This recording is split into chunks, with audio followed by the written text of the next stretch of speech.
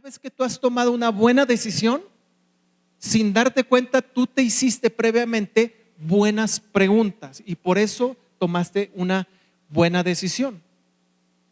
¿Por qué es importante esta serie? Escucha bien, porque como lo dijimos la semana pasada, mejores decisiones, menos arrepentimiento. Mientras mejores decisiones tomemos, menos arrepentimiento vamos a tener, ¿verdad que sí? Entonces, la semana pasada empezamos con la primera pregunta y era la pregunta de la honestidad y de la integridad. De la honestidad y de la integridad con nosotros mismos. Es decir, la pregunta, ¿estoy siendo honesto conmigo mismo?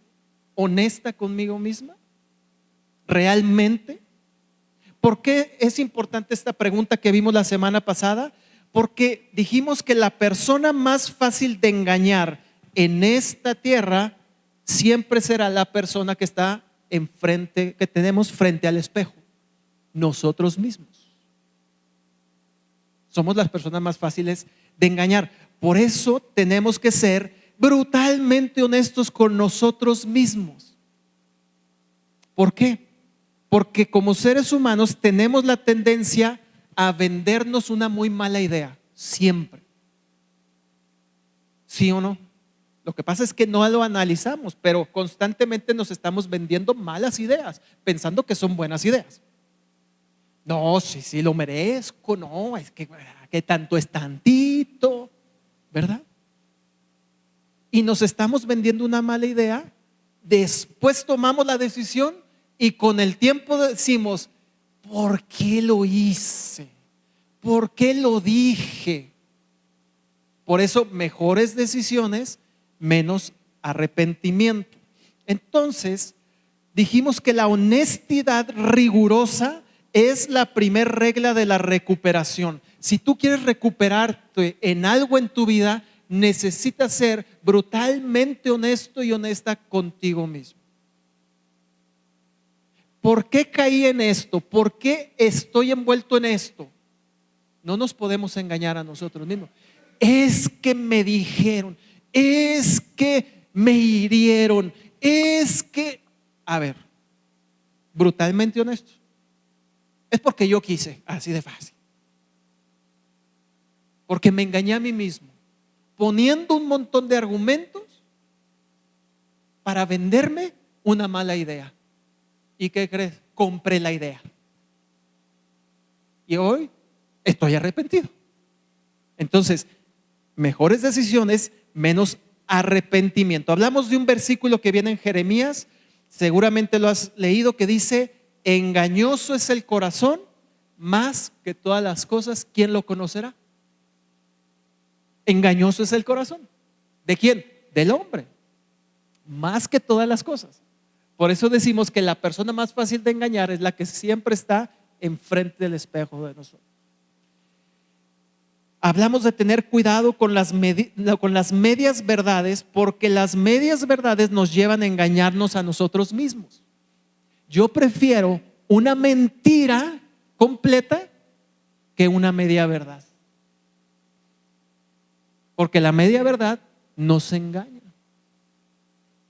La media verdad acompañado de una mentira es lo que nos lleva realmente a engañarnos a nosotros mismos.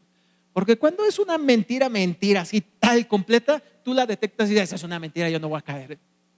Ay, pero cuando va acompañado con una verdad también, te haces del lado de la verdad, pero se te olvida que también hay una mentira de por medio. Y ahí es donde comienza el engaño. Ahí es donde comienza el engaño. Y dijimos también que la respuesta a este engaño del corazón, el apóstol Pablo decía, doy gracias a Dios por Jesucristo. Doy gracias a Dios por Jesucristo. ¿Por qué? Porque en Jesucristo encontramos los pensamientos correctos para que no llegue, o si quiere llegar ese engaño, podamos detectar y decir, no, esto es un engaño, porque la verdad de Jesucristo dice esto. Entonces el apóstol Pablo decía en un versículo que existe un principio que opera en los seres humanos. El principio que lo que queremos hacer bueno, no lo hacemos, y lo que queremos hacer, lo que no queremos hacer malo, lo terminamos haciendo. ¿Te has sentido así como dijo el apóstol Pablo? Dice, yo quiero hacer el bien, pero termino haciendo el mal. Yo no quiero hacer el mal y lo termino haciendo. ¿Por qué? Entonces, porque esa es la tendencia del ser humano. Pero Pablo dice, gracias doy a Jesucristo. Gracias doy, perdón, por Jesucristo. Porque Jesucristo es el que a través de su palabra, y dice la Biblia que tenemos la mente de Cristo a través de sus pensamientos en nosotros, nos saca del posible engaño en el que podemos caer. Entonces, por eso la primera pregunta que te tienes que hacer antes de tomar una decisión es, a ver, los argumentos que traigo en mi mente para tomar esta decisión, ¿estoy siendo realmente honesto conmigo mismo? El que le esté haciendo la ley del hielo a mi esposa porque tuvimos un conflicto, a ver, esos argumentos, es que me dijo, es que me faltó al respeto, es que yo tengo a ver, brutalmente honesto conmigo mismo. A ver, Alain, tú también dijiste algo que no tenías que decir. Tú también levantaste la voz. ¿Sí? Brutalmente honestos con nosotros mismos. Por eso es la pregunta de la honestidad y de la integridad para entonces tomar una buena decisión. Si soy honesto conmigo mismo, yo sé que también no soy un santo en mi matrimonio. Entonces yo puedo decir, voy a tomar la decisión de seguir hablándole a mi esposa, porque aunque yo me sentí ofendido, yo también la ofendo. Así que tomo la decisión correcta. Voy a hablar con ella. No le voy a hacer la ley del hielo para que esto funcione. ¿Sí? Muy bien. Esto fue la primera pregunta. Hoy vamos a hablar de la segunda pregunta. Quiero que pongas mucha atención. ¿A quiénes aquí le gustan las historias? A todos, ¿verdad? ¿Les gusta el chisme o las historias?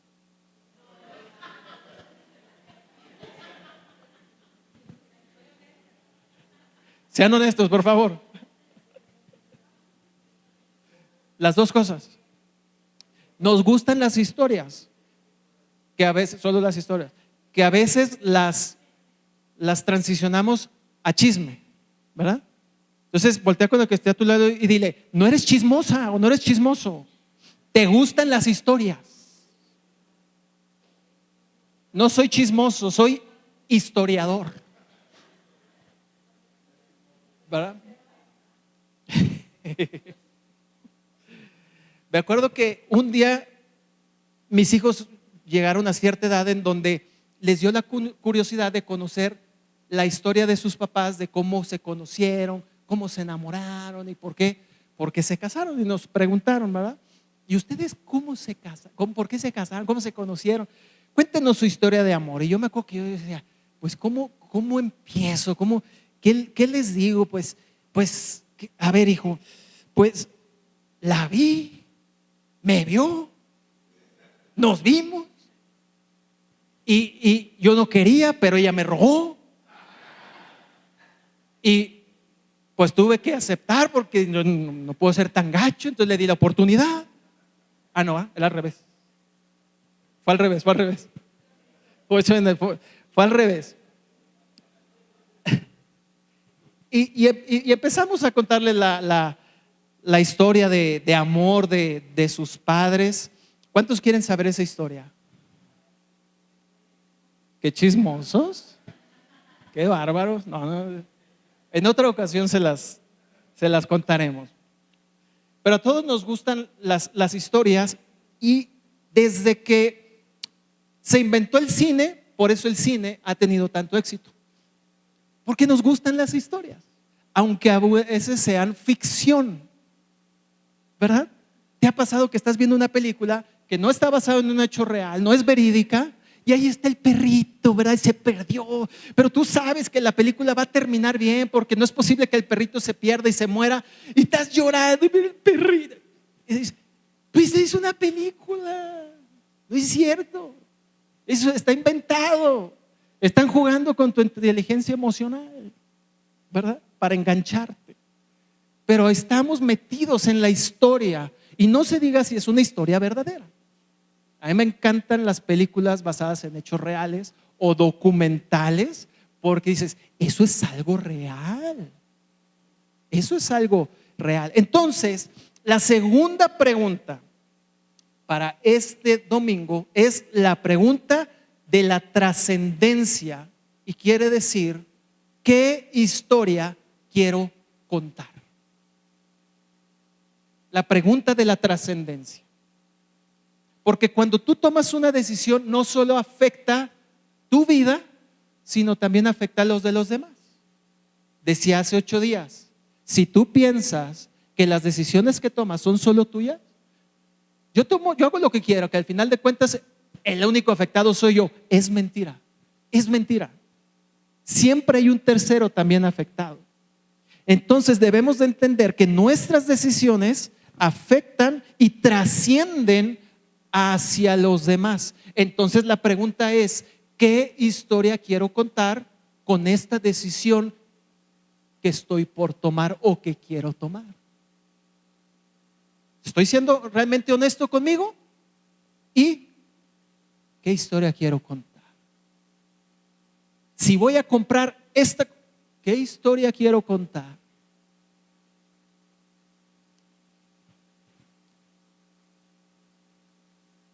Ahora, así como a nosotros nos gusta saber de historias de otros, ya sea así de uno a uno, en la vida real o en una película de ficción, debemos de entender que nosotros mismos somos los escritores de nuestra propia historia. Y eso no es ficción. Y eso no es ficción. Cada día que tú tomas una decisión, tú estás escribiendo en una página en blanco en la historia de tu vida. Cada decisión que tú tomas, por más simple o sencilla que parezca, tú estás escribiendo el guión de tu historia.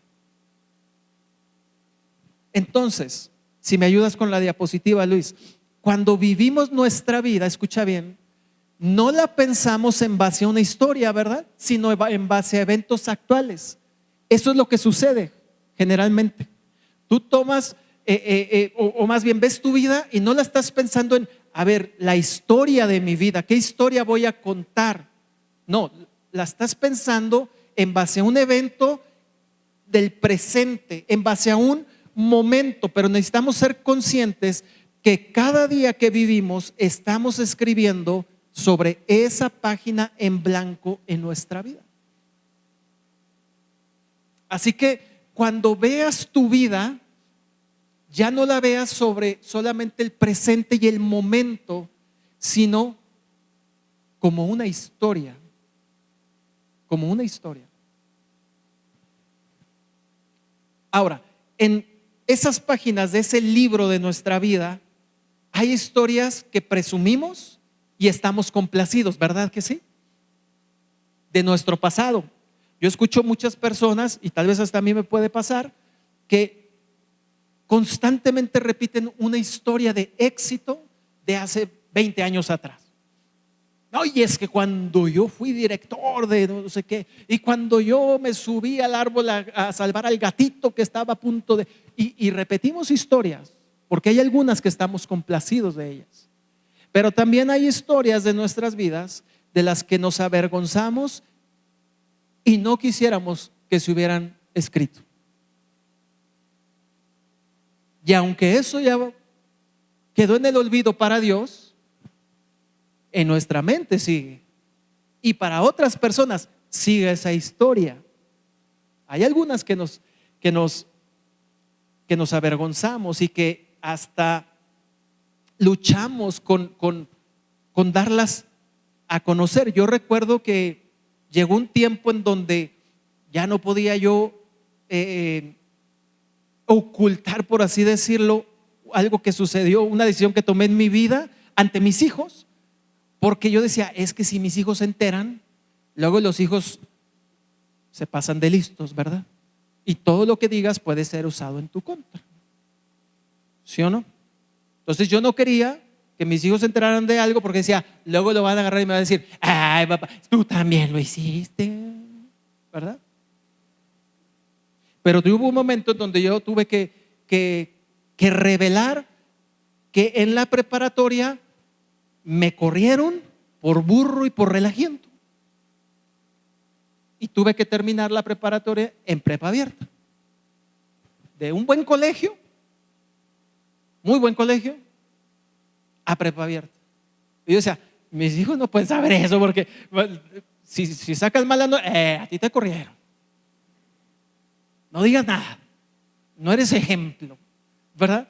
Pero es algo que yo, al contrario, les dije, no estoy orgulloso de eso y no hubiera querido tomar esas malas decisiones y aprovechar que mis padres querían lo mejor para mí. Por eso, ustedes tienen que hacerlo diferente, ¿verdad? Pero es una historia que dices, ay, ojalá no estuviera escrita en las páginas del libro de mi vida. Entonces, si tú, por ejemplo, el día de hoy andas de novio o de novia, ¿qué historia quieres contar sobre tu noviazgo? ¿Qué historia quieres contar?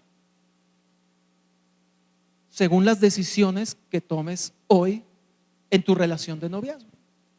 Si tú estás en la etapa de una preparación profesional, cualquiera que sea la profesión, puede ser un deporte también, puede ser música o algo, ¿qué historia quieres contar? La historia de que yo iba tan bien, iba avanzando, pero conocí unos amigos y esos amigos me empezaban a invitar a tal lado y empecé a decir que sí, luego que no, pero luego que sí, luego me gustó. Y el caso es que no terminé. ¿Qué historia quieres contar con tu preparación? Los que estamos en la etapa de crianza de los hijos, ¿qué historia queremos contar? ¿Y qué historia queremos que nuestros hijos tengan memoria de ello? La historia de mi padre estaba, pero no estaba. O sea, sí lo veía que llegaba a la casa, pero pues nomás llegaba. ¿Cómo estás? Bien. Ah, qué bueno. Te amo. Adiós. Buenas noches. Buenos días. Toma dinero.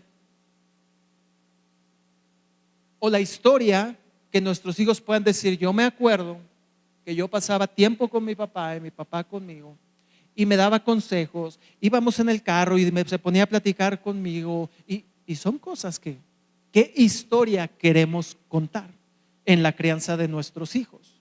En la etapa del matrimonio, ¿qué historia quieres contar en tu matrimonio? La historia de es que no nos aguantamos y por eso nos mandamos cada uno por... O la historia de sí, pasamos momentos difíciles, pero de la mano de Dios logramos superar todos esos retos conyugales y hubo llanto y hubo trabajo por hacer, pero hoy seguimos unidos y hoy seguimos amándonos a pesar de todo. ¿Qué historia quieres contar para tu matrimonio? Si se trata de la etapa de emprender un negocio, una empresa, ¿qué historia quieres contar? La historia de cuando se pusieron las cosas difíciles, pues desistí, renuncié, porque o no, yo seguí persistiendo, seguí creyéndole a Dios, seguí confiando en Dios y hoy he logrado esto. ¿Qué historia quieres contar? La historia de decirle a tus hijos, mira, esta empresa se ha levantado sin sobornos, pagando los impuestos que se tienen que pagar, siendo correctos. ¿Qué historia es la que queremos contar? Entonces, hay una buena noticia el día de hoy con respecto a esto, y es que tú y yo tenemos el poder de decidir qué historia queremos contar en base a la vida y el camino que Cristo nos vino a mostrar. Anteriormente tomábamos decisiones basadas en qué? En lo que creíamos, en lo que sentíamos, en nuestro egoísmo, en consejos no sabios de otras personas. Ah, sí es cierto, yo la tengo que dejar porque ya no. Sí es cierto lo que me está diciendo el grupo de amigos, que todos están separados y quieren que yo también esté separado.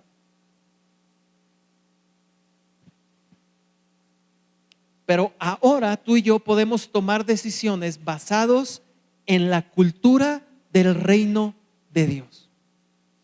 Porque para eso estamos conociendo la mente de Cristo. ¿Cómo piensa Cristo? Y en base a eso tomar mis decisiones. Basado en la cultura del reino de Dios. Ya no basado en mi experiencia, ya no basado en mi razonamiento, ya no basado en lo que otros me digan, sino basado en la cultura del reino de Dios. Y entonces escribir las páginas de la historia de mi vida. A veces creemos que las grandes decisiones, y cuando digo grandes decisiones, por ejemplo, como comprar una casa, cambiar de ciudad, elegir pareja, elegir profesión, son grandes decisiones, ¿verdad? Pensamos que esas decisiones son las que afectan el curso de nuestra historia, las grandes decisiones solamente. Pero debemos de entender algo, que la clave está en las pequeñas decisiones del día a día. Porque las grandes decisiones solo son el resultado de la suma de pequeñas decisiones. No sé si me estoy dando a entender. A veces solo nos enfocamos en las grandes decisiones, pero no nos damos cuenta que pequeñas decisiones nos llevan a tomar grandes decisiones para bien o para mal. Entonces, dando un ejemplo, un matrimonio, una persona que decide dejar a su esposo o a su esposa para irse con otra persona. Fue una grande decisión, ¿verdad que sí? No para bien, pero fue una gran decisión. ¿Tú crees que esa decisión comenzó de la noche a la mañana? Es decir, que esa persona se levantó un día diciendo: ay, hoy tengo ganas de dejar a mi esposa, dejar a mis hijos e irme con la secretaria. Nadie se despierta pensando eso. Nadie, de verdad. Ni el más malo de todos los malos. ¿Cómo llegó a tomar esa decisión? Tomando pequeñas decisiones previamente. Un WhatsApp. Mira, me mandó un WhatsApp. Dice que hoy me veía muy bien, muy atractivo. Ay, qué linda. Déjale contesto, no puedo ser grosero. Pequeña decisión. Pequeña decisión. Es la compañera del trabajo. No lo hace con mala intención. Es que ella es así con todos. No es por mí, es que así es con todo. Y le doy enviar. Gracias, qué linda. Tú también te veías muy bien. Y así. Y luego un café. Y luego vamos a desayunar juntos. Ahí tenemos que platicar algo importante. Y decisión tras decisión, hasta que un día dijiste: ¿qué sucedió? ¿Cómo fue que hoy engañé a mi esposa? ¿Cómo fue? Pequeñas decisiones que nos llevan a tomar grandes decisiones. El empresario exitoso que vemos y decimos: wow, ¿cómo le hizo para llegar a ese éxito? Tomando pequeñas decisiones. No empezó así. Tú platicas y dice él: ¿sabes cómo empecé? Tomando decisiones pequeñas, levantándome temprano todos los días. Era una pequeña decisión. Siendo disciplinado en mi agenda, teniendo que decir no a ciertas invitaciones porque yo tenía que estar listo y consciente de lo que yo quería lograr. Pequeñas decisiones, no gastándome lo que ingresaba, sino al contrario, reinvirtiendo. Pequeñas decisiones que llevaron a tomar una gran decisión. ¿Qué es lo que vemos nosotros? Las grandes decisiones. Siempre doy el ejemplo de dos deportistas que a mí siempre se me quedaron grabados en en la mente uno es un futbolista de mis tiempos, Hugo Sánchez. Era una persona que a través de pequeñas decisiones llegó a ser el mejor en sus tiempos. Pentapichichi le dijeron 5 veces consecutivas el mejor goleador, perdón, el más grande goleador. ¿Cómo le hacía Hugo Sánchez? Pequeñas decisiones. Terminaba sus entrenamientos y él seguía entrenando. Los demás se iban ya a descansar o vámonos a un barecito. Él decía, yo le sigo entrenando porque tengo que perfeccionar la chilena, tengo que perfeccionar el cabeceo. Pequeñas decisiones. Mientras otros descansaban o hacían otra cosa, él decía, yo sigo entrenando. Otro deportista, Michael Phelps, el nadador olímpico, él lo dice en su testimonio: yo no podía darme el lujo de tener novia porque me desenfocaba. Yo no tenía el lujo, podía darme el lujo de ir con mis amigos a una fiesta, porque yo tenía que llegar a descansar lo suficiente, porque el día siguiente tenía que estar 8 horas o más metido en la alberca. Lo único que hacía, salía para comer y otra vez a meterse en la alberca. 28 medallas olímpicas, 28. Lo vemos nosotros y decimos, superdotado no, era como cualquier otro, solo que pequeñas decisiones correctas lo llevaron a hacer lo que fue. El apóstol Pablo tenía muy en claro este tema, y esto lo encontramos en el libro de Gálatas capítulo 2 versículo 20.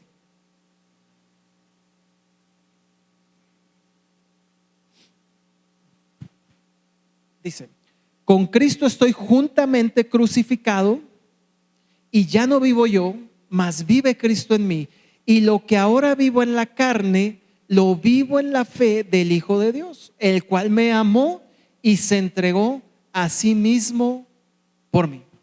Pablo decía, miren, ya la historia de mi vida ya no es mi historia. Ahora dejo que sea Cristo quien comience a escribir mi historia, y yo me dejo escribir por él. Por eso él dice, ya no vivo yo, Cristo es el que vive en mí, y lo que ahora vivo en la carne, porque seguía en un cuerpo de carne, dice, ahora lo vivo en la fe del Hijo de Dios. Entonces Pablo, cada vez que tomaba una decisión, él sabía que iba a escribir una historia, pero una historia basada en la fe del Hijo de Dios, porque él decía, ya no vivo yo, ya no vivo yo. No, ya no es lo que yo quiero solamente, es lo que Dios Cristo quiere también. Ya no es lo que yo siento, ¿verdad? Yo siento regañar a medio mundo, porque así era Pablo, pero ahora les hablo con amor, porque Dios es amor. Entonces, Filipenses capítulo 3 versículos del 12 al 14. Dice, mismo Pablo dice lo siguiente: no quiero decir que ya haya logrado estas cosas, ni que ya haya alcanzado la perfección, pero sigo adelante a fin de hacer mía esa perfección para la cual Cristo Jesús primeramente me hizo suyo. No quiero decir que ya lo haya logrado, no, obviamente, ni que haya alcanzado la perfección. Recuerden, cuando veas en la Biblia la palabra perfección, no habla de que no hay errores, habla de madurez. Perfecto solo hay uno, Cristo, Dios. Pero cuando veas la palabra perfección, es madurez. No es que haya alcanzado la madurez, pero sigo adelante a fin de hacer mía esa madurez para la cual Cristo Jesús primeramente me hizo suyo. Pablo sabía que había una historia por seguir escribiendo, y dice, no, todavía no la termino de escribir, pero ¿sabes qué? Dice versículo 13, no, amados hermanos, no lo he logrado, pero me concentro únicamente en esto. Olvido el pasado y fijo la mirada en lo que tengo por delante, dice. Avanzo hasta llegar al final de la carrera para recibir el premio celestial al cual Dios nos llama por medio de Cristo Jesús. Pablo sabía, yo sigo teniendo vida, por lo tanto hay una historia por escribir todavía. Todavía tengo una historia por escribir. Dice, ¿y sabes qué hago? Me olvido del pasado, le doy vuelta a la página y ahora fijo la mirada en lo que tengo por delante y avanzo hasta llegar al final de la carrera. ¿Cómo quieres llegar al final de tu carrera, de tu historia? ¿Cómo quieres llegar?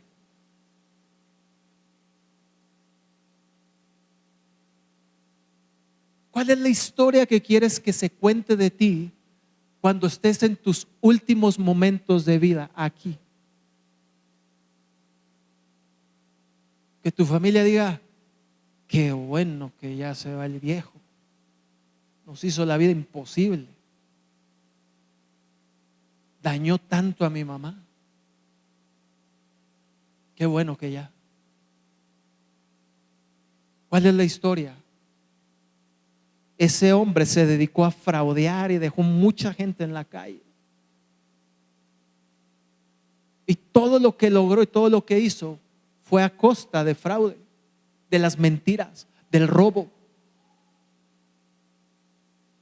¿Cuál es la historia? ¿Cómo queremos llegar al final de nuestra carrera? Eso es lo que decía Pablo.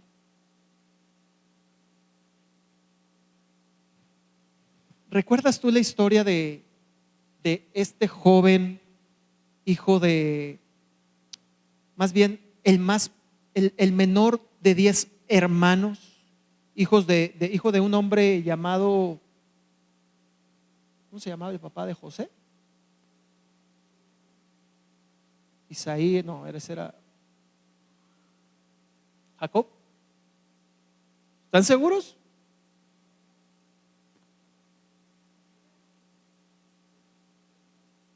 Es Jacob. De verdad. No. Es Jacob. Nada más es que quiero ver qué tan seguros están de verdad por eso yo hago así como que, a ver, ¿es Isaí? ¿Es Jacob? ¿Es Abraham? ¿Es Moisés? Bueno, este hombre, José, este joven, ustedes conocen la historia, es vendido por sus hermanos, ¿verdad? ¿Se acuerdan? Vendidos por sus hermanos. Llega a Egipto a trabajar y lo compra un hombre llamado Potifar. Muy bien. Capitán de la guardia de seguridad de Faraón. ¿Sí? O sea, el capitán de sus escoltas, por así decirlo, ¿no? De la seguridad. Entonces, cuenta la historia que una vez que José es vendido y comprado como esclavo, porque en ese tiempo se daba mucho la esclavitud, y lo compra este hombre Potifar. Vamos a leer en el capítulo 39, versículos 6 al 12. Dice, pues Potifar le dio a José total y completa responsabilidad administrativa sobre todas sus posesiones. Con José a cargo, Potifar no se preocupaba por nada excepto que iba a comer. Esa era la preocupación de Potifar. ¿Qué voy a comer hoy? Porque José se encarga de todo lo demás. Entonces dice, José era un joven, ¿cómo? Muy apuesto y fornido. Y la esposa de Potifar, no sé cómo se llamaba, pero hay que decirle que se llama Potifara. Pronto comenzó a mirarlo con deseos sexuales. Ven y acuéstate conmigo, le ordenó ella. Pero José se negó. Mire, le contestó, mi amo confía en mí y me puso a cargo de todo lo que hay en su casa. Nadie aquí tiene más autoridad que yo. Él no me ha negado nada, con excepción de usted, porque es su esposa. ¿Cómo podría yo cometer semejante maldad? Sería un gran pecado contra Dios. Dicen por ahí que los hombres no debemos de prestar 3 cosas. ¿Sí saben? El caballo, la pistola y la dama, ¿verdad?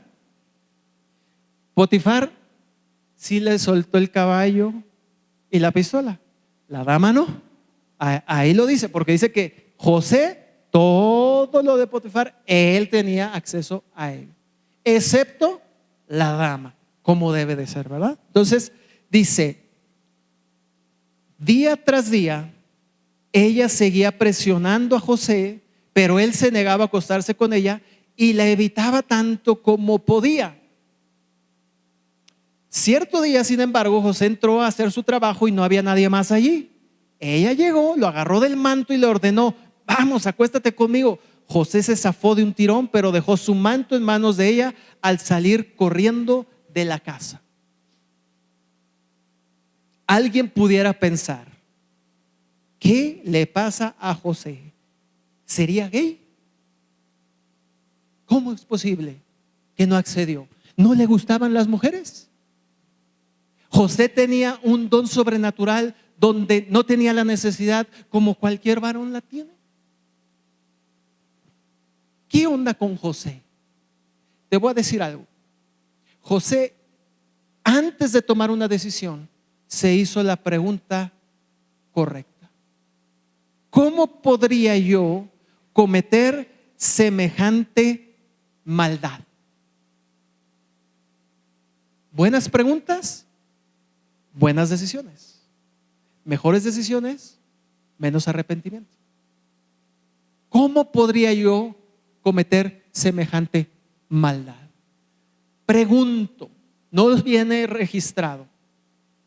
¿Tú crees que José no sintió un poco de atracción con una mujer, esposa de un hombre de alto rango?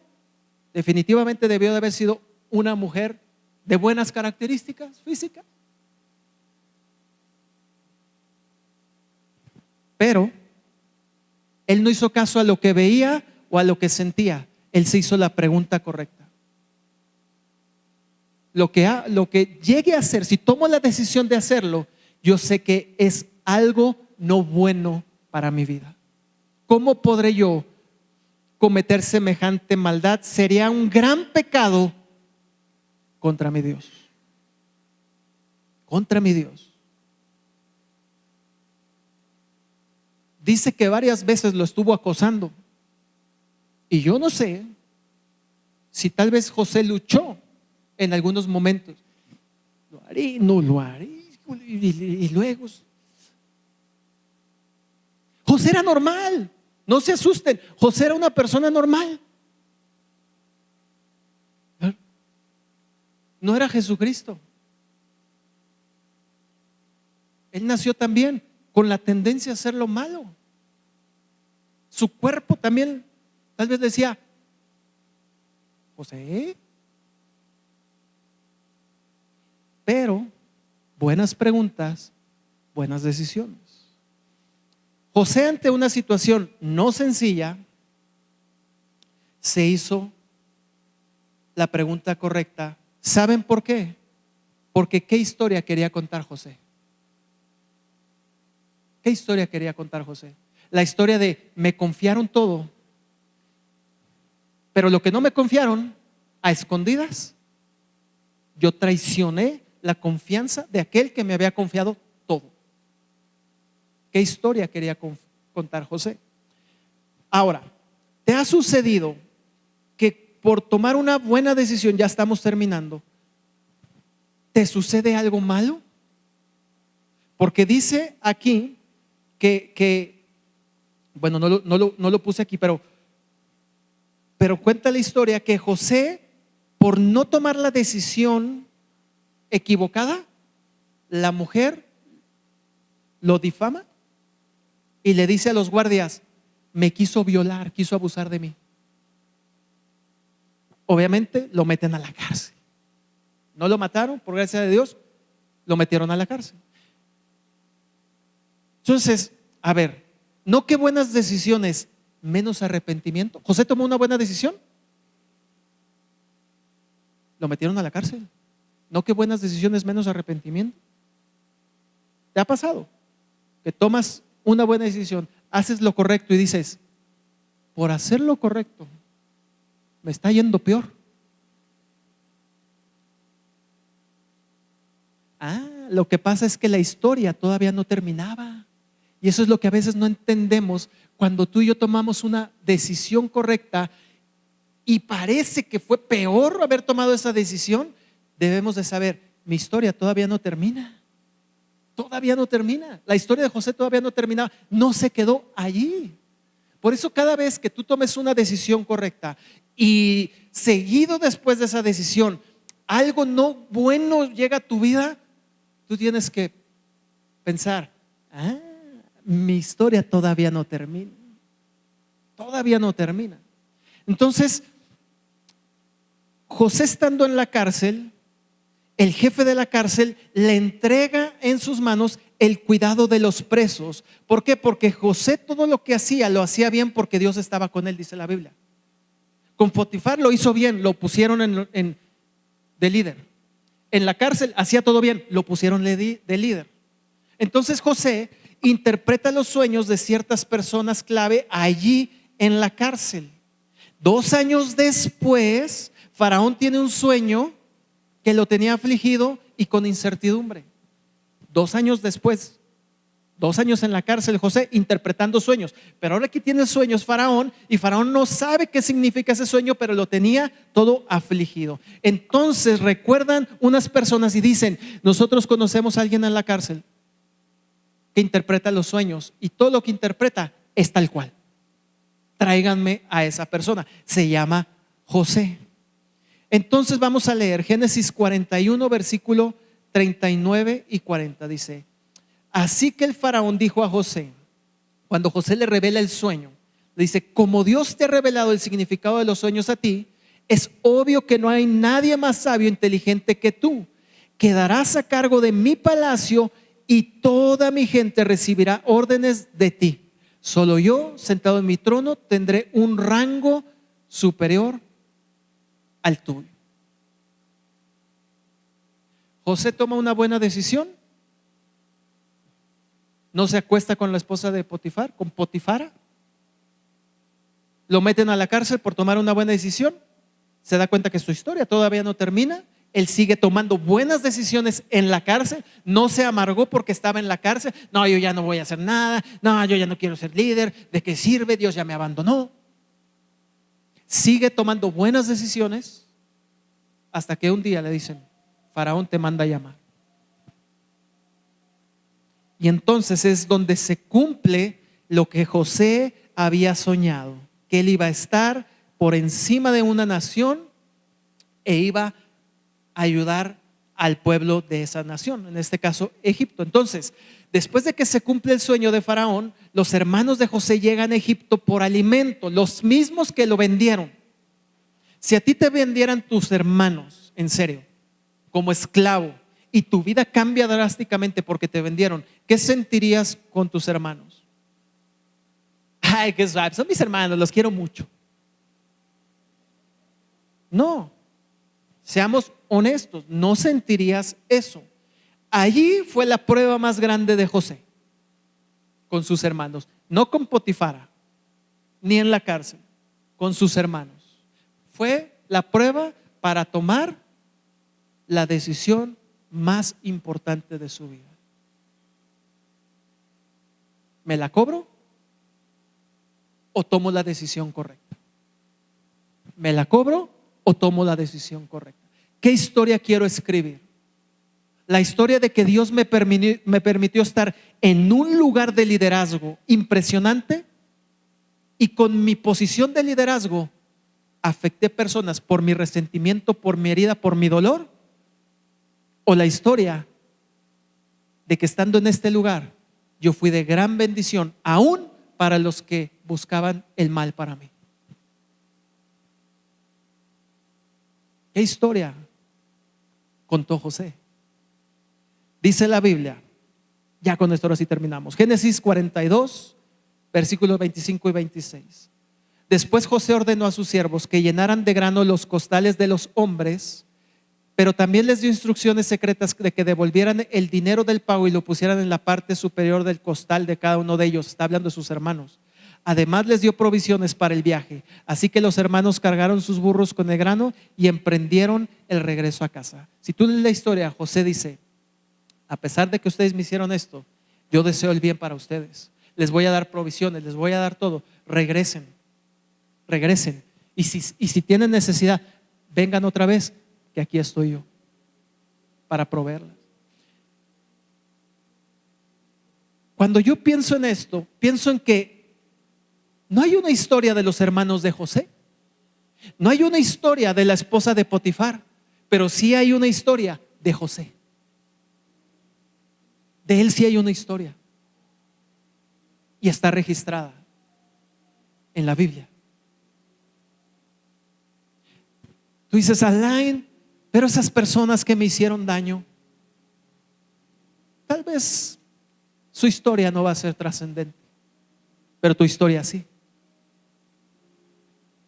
Tu historia sí. Entonces, ¿qué historia quieres contar? ¿Qué historia quieres contar? ¿Qué historia quieres no solo contar, sino transmitir ese legado, esa trascendencia a tus generaciones? Porque tú puedes dejar una casa, tú puedes dejar un negocio, tú puedes dejar una cuenta bancaria a tus hijos. Pero la historia de tu vida hacia ellos, esa es la pregunta de la trascendencia. Lo más fácil es dejar dinero. Lo más fácil es heredar una casa.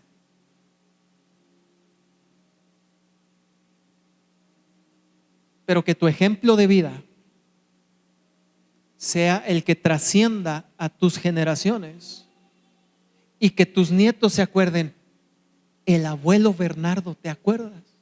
Ah, sí. Cada vez que nos cuentan historias del abuelo Bernardo, siempre me lleno y tomo consejo de su historia. Yo quiero seguir los pasos del abuelo Bernardo. Yo quiero seguir los pasos del papá Víctor, del papá Carlos, del hermano Juanjo, del abuelo Luis, aunque todavía está muy joven para ser abuelo, pero vele pensando, hermano, porque ¿qué historia queremos contar? Yo quisiera que mi vida, aunque no es perfecta, ni lo será, ni ha sido perfecta, cuando mis generaciones me recuerden y se hable de mí, sean historias dignas de ser contadas. Y que mis hijos puedan hablarle a sus amigos, a sus hijos, a los hijos de sus hijos. El bisabuelo, el abuelo Alain, ese que ven ahí en esa foto, nos dejó esto. Y por eso hoy somos lo que somos. La abuela que la abandonaron, pero ella no nos dejó. Ella luchó por nosotros. Ella no se amargó. Ella nos protegió. Oye, pero nunca se volvió a casar. No, porque nos estaba protegiendo, porque no sabía. Y renunció a muchas cosas por nosotros, pero hoy estamos aquí gracias a sus buenas decisiones. Esa es la historia de la trascendencia. Esa es la pregunta de la trascendencia. ¿Qué historia quieres contar tú a partir de hoy en tu vida? Cada vez que vayas a tomar una decisión, por más sencilla que sea, recuerda, estoy siendo honesto conmigo, realmente honesto. ¿Qué historia quiero contar con esta decisión que voy a tomar? ¿Qué historia voy a dejar? ¿Una historia que avergüence o una historia digna de ser contada? Amén. Inclinamos nuestro rostro. Padre, te damos gracias, Dios, porque tú tienes una historia buena para nosotros. Tú lo dejaste escrito. Tienes planes de bien y no de mal, para darnos un futuro digno. Sin embargo, Señor, tú no vas a tomar una decisión por nosotros. El camino tú no lo has puesto. Ahí está el camino. Tú ya lo hiciste todo. Nos toca a nosotros decidir correctamente. Hoy pido, Espíritu Santo, que pongas en nosotros el valor de tomar la decisión correcta cada día de nuestra vida, por más simple que sea. Hoy pido que nos dé sabiduría cuando nos encontremos con varios caminos enfrente y no sepamos cuál tomar. Pero tu palabra dice que el Espíritu Santo nos guía a toda verdad. Y que si no tenemos sabiduría, que te la pidamos a ti, tú nos das abundantemente y sin reproche. Hoy pido que cada una de las personas que estamos aquí nos llenes de esa sabiduría para tomar la decisión correcta. Y que tu Espíritu Santo nos guíe y nos hable. Padre, queremos escribir una historia digna de ser contada. Una historia que edifique a nuestras generaciones. Una historia que bendiga a aquellos que la escuchan. Una historia que inspire y que sea de influencia para que aquellos que la escuchan también tomen buenas decisiones en sus vidas. Pido y pongas en nosotros el querer como el hacer de tu buena voluntad, Señor. Y que no basemos nuestras decisiones en lo que sentimos, en nuestra herida, en nuestra amargura, en nuestro dolor, aún en nuestro gran gozo, sino que las decisiones siempre estén filtradas por tu palabra, por tus consejos. En el nombre poderoso de Cristo Jesús. Amén y amén. Mira, quiero decirles algo ahorita que estaba orando. A veces lo más fácil es decirle: Dios, dime qué hacer. ¿Puerta A o puerta B?